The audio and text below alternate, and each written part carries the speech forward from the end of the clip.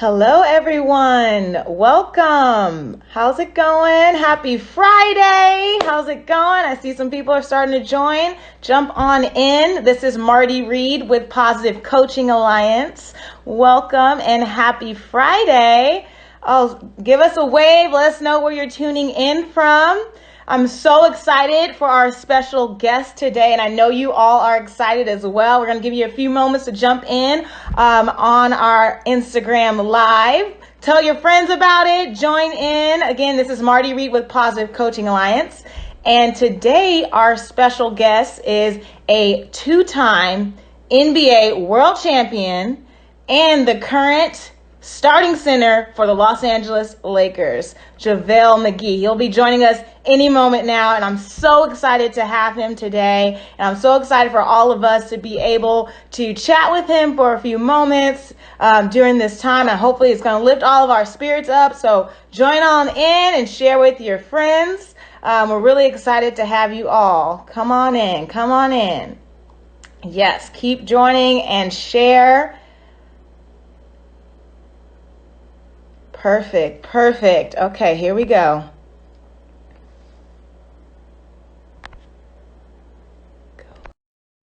Let's do this. All right. Thanks for joining, everyone, and we're connecting right now. Hey! What's going on? What's going on? How's it going? Man, just locked in. Locked in.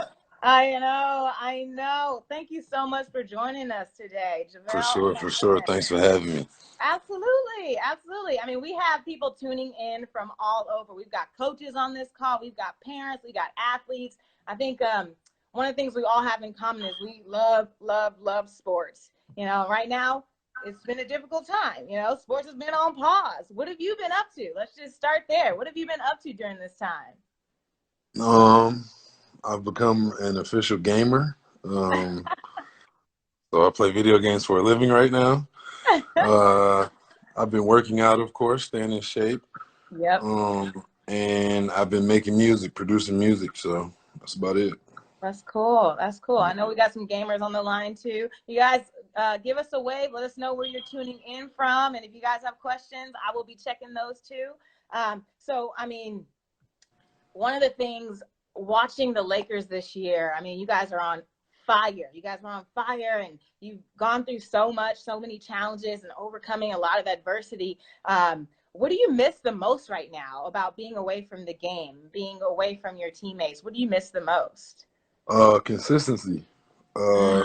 Just a consistency of doing the same thing over and over and over. Right. Waking up, eating breakfast, going to the training room, working out, playing basketball, going home, just that routine. I miss the routine.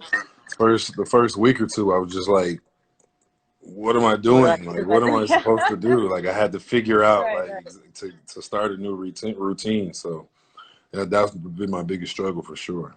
Yes, definitely. And I know that a lot of athletes on this call can relate to that. You know, you're used to doing, you know, that same thing every day, having a regiment schedule and that you're following. So I'm sure that you've been trying to get into a groove ever since, you know, sports has been on pause. One of the things, you know, watching you out there on the court, love how you are such a great teammate. And right now, one of our campaigns is all about life being a team sport, because now more than ever, we're all on the same team. Can you share with us maybe like who has been your favorite teammate? And it could be somebody like from your youth playing years or high school, college, who's been like your favorite teammate, and why? Why has that person been so impactful for you? Favorite teammate. I would probably say one of my favorite teammates is Andre Iguodala. Okay. Just because he's extremely smart in not just playing basketball, but the thinking aspect of basketball and the behind the scenes of basketball, and knowing if you have to talk to your coach or what you have to say to GMs, and just how to play the mind games rather than just go out there and play basketball. He really, I feel like, mentored me into becoming more of a cerebral, I wouldn't say basketball player, but a person who plays basketball. Yeah. if that makes sense. Yeah. It's just a lot that goes into a lot of things that you really don't think about, and he really put a lot of things in my mind that I really wasn't thinking about at the time. And it really helped me with my focus and with a lot of things. Yeah, that's great. And I think if I were to ask that question to people that have played with you, you would be on their list as one of their favorite teammates. Just watching you when you're out there on the court and how you're just like always pumping everybody up. It's super fun to watch that enthusiasm. And it reminds me of one of the principles that we talk about, filling the emotional tank, Right. lifting up your teammates, having your teammates back. How do you like your emotional tank to be filled? And how do you like to fill your teammates' emotional tank? Um, well, when I give, I guess when I feel emotional tanks, I just like Yeah, to, I just like to stay positive. I know some people sometimes get in right. their head when it comes to basketball and tend to forget that it's a Mm-hmm. game. So I try to make sure that people are still having fun in the long run. We do the same thing over and over and over, so sometimes we take it for granted. So when you Right. make a layup or you do a nice move, and yes, we know you can make that move. It's nothing special to us, but it's Yeah. still a special move. So me personally, I like to hype you up. I like to gas you up. Like, yo, that Yeah. was crazy. Like, I understand. Like, yes, you can do that, but bro, like that was impressive. Like, I'm gonna cheer you on. I'm gonna make sure you understand how good you are and how good you can be, just because when everybody's feeling that good as a team, we're gonna win. Like, it's off Right. rip. When everybody feels like they can win, everybody feels like if my one-on-one matchup, I'm going to destroy the person, Yep. then as a team, we're unstoppable. That's good advice. I mean, absolutely. When you feel good, you're going to play better, right? When you feel For great, sure. we can make our teammates feel better. We do have some questions from the audience. Casey Miller asks, who is your favorite youth or high school coach and why?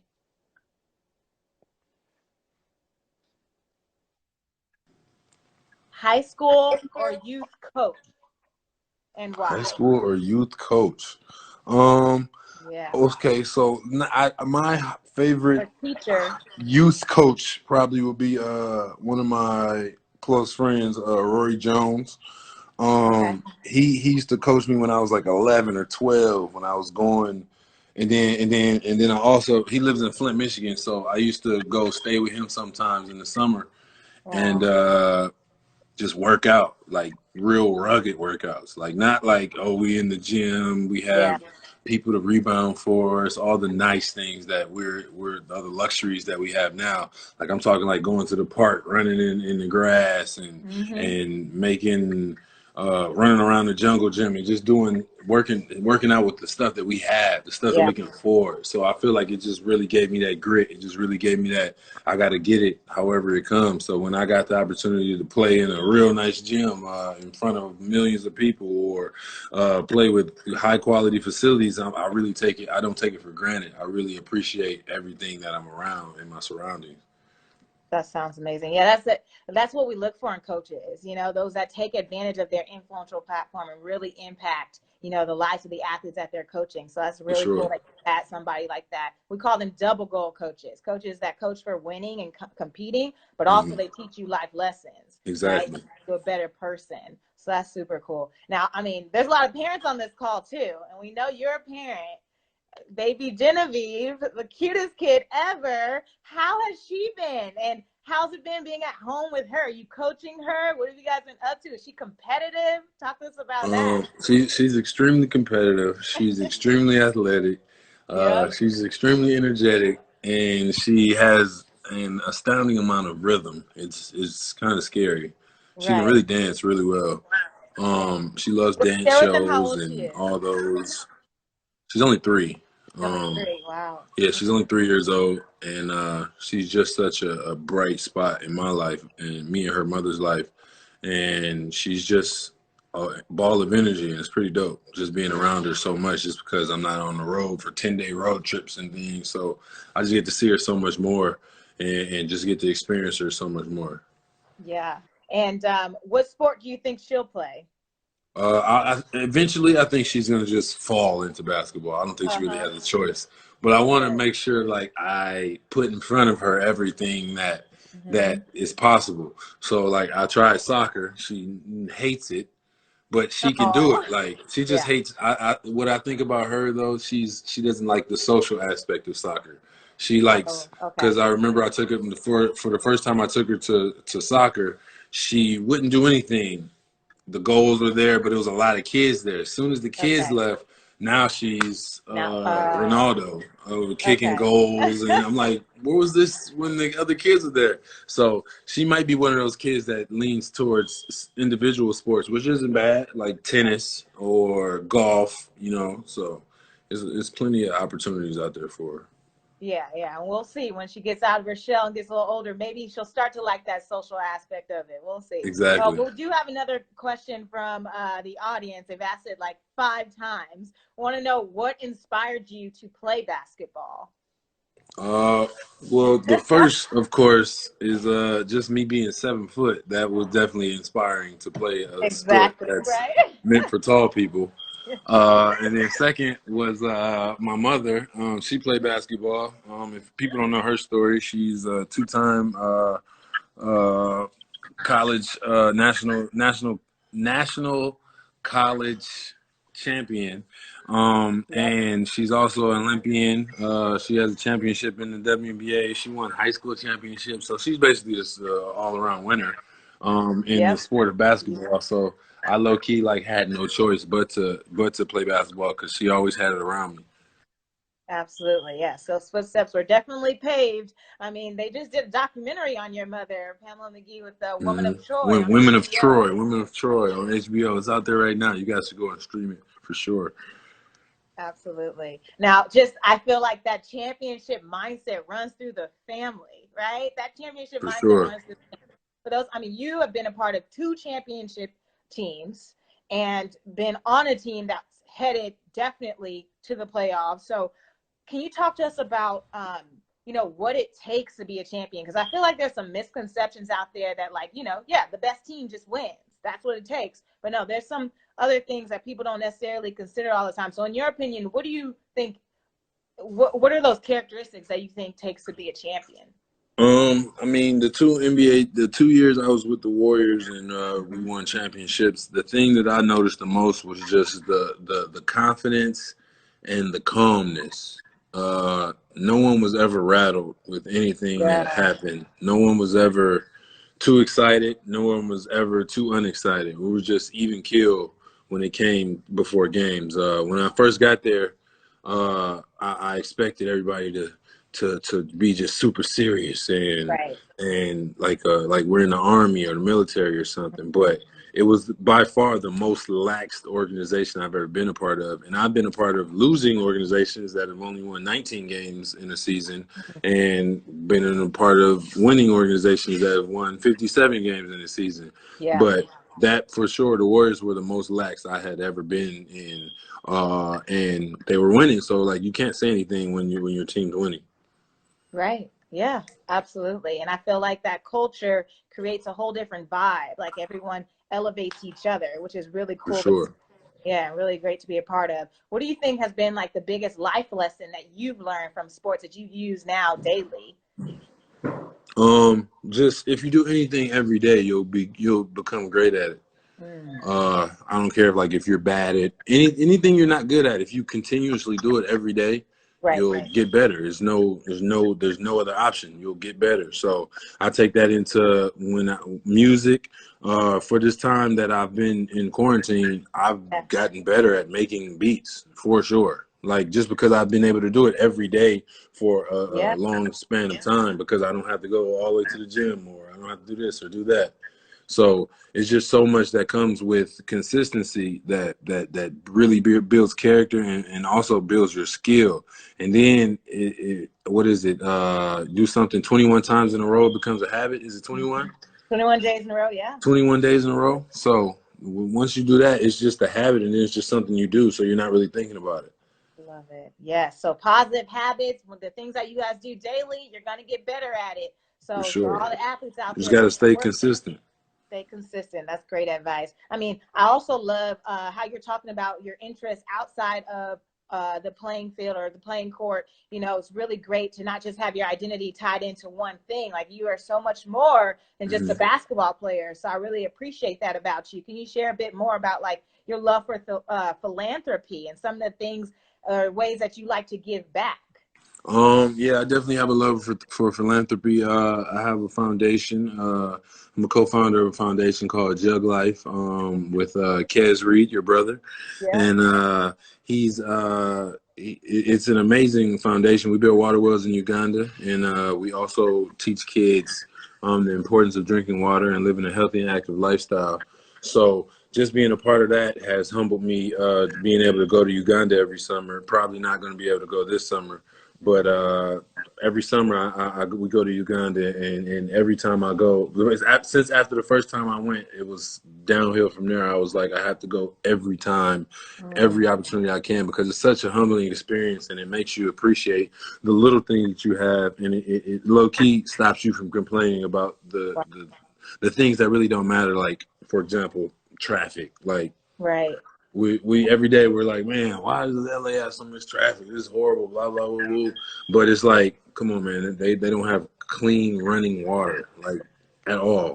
So like, it's just it really puts things in perspective and makes you appreciate the little things.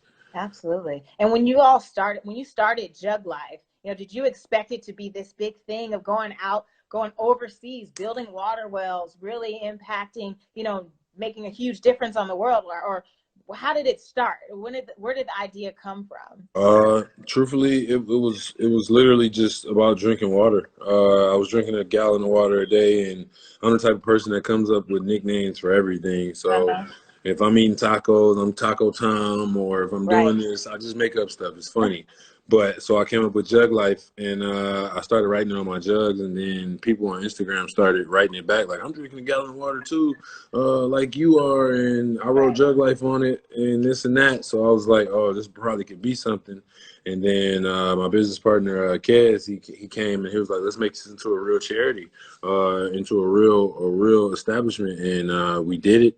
And then a couple years later, we ended up going to Uganda Mhm. and starting to actually build water wells and starting to actually help and impact people on a real level. Wow, that's very inspiring. And I think that just inspires athletes out there to continue to pursue their passions, and For continue to sure. be involved and make an impact on the world. We do have another question from the audience. They want to know, who's your Lakers role model? What do you mean? Like, you're a former Laker, Oh, somebody that you former look up Laker? to. I feel like Magic Johnson is my Mm, Laker role model, just yeah, because of his, just yeah, of course, because of his basketball greatness, but of his business savvy and how right, he just transitioned so easily into the business world and then became a great businessman. He's like a Hall of Fame businessman and a right. Hall of Fame player. So Yeah, that's definitely my role model when it comes to just figuring this thing out and understanding that basketball or your current job or profession is only a minuscule part of your life right now. Like, you have right. so much more life to live.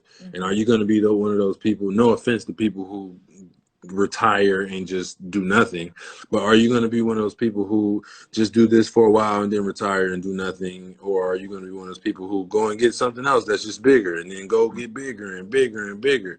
Because I tend to look at certain things, like I look at billionaires, for example, the guy who owns Amazon, Facebook, just different places. They're still working even though they're billionaires.